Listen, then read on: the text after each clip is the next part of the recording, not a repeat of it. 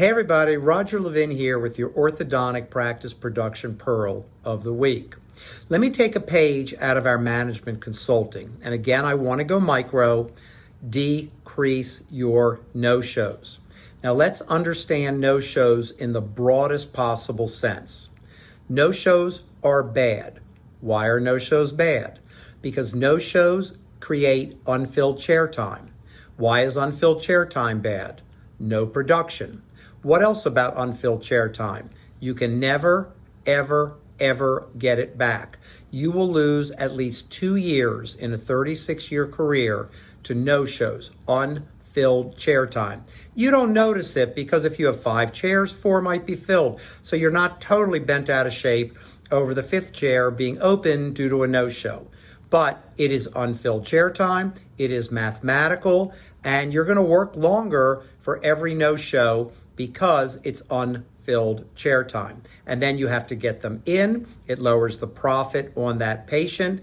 And yes, there's room to get them in and squeeze them in and fit them in, but it's still unfilled chair time. What else is a no-show? Well, a last-minute cancellation is a no-show. Front desk people are fun. They'll say something like, well, at least they were nice enough to call. No, that doesn't cut it. You bugged out on our practice last minute and we can't fill it in. Therefore, we have unfilled chair time.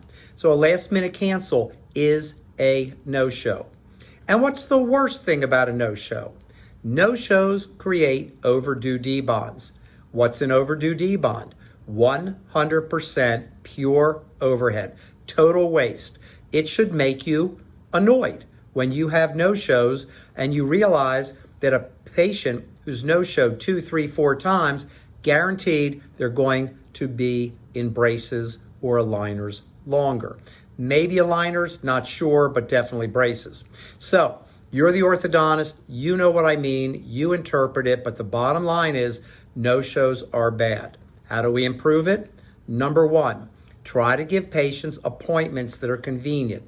Parents and adult patients are more likely to no-show if the appointment is not convenient.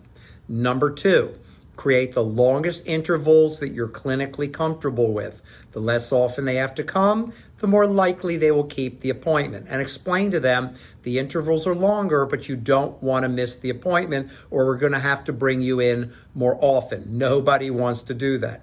Third, if they have multiple no-shows, have a conversation. Mrs. Jones, I'm sorry to mention this, but if Johnny continues to miss appointments, we do not think we'll be able to get the quality result we anticipated at the beginning, and we may have to take off the braces. No mother wants to do that either. So there's steps you can take to reduce your no-shows, give great customer service, and your practice will perform better by eliminating the bad thing, no-shows, which is also last-minute cancels. You improve practice production, profit, and performance, which is wonderful. As always, I wish you increased practice production and referrals every year, and I'll see you next week.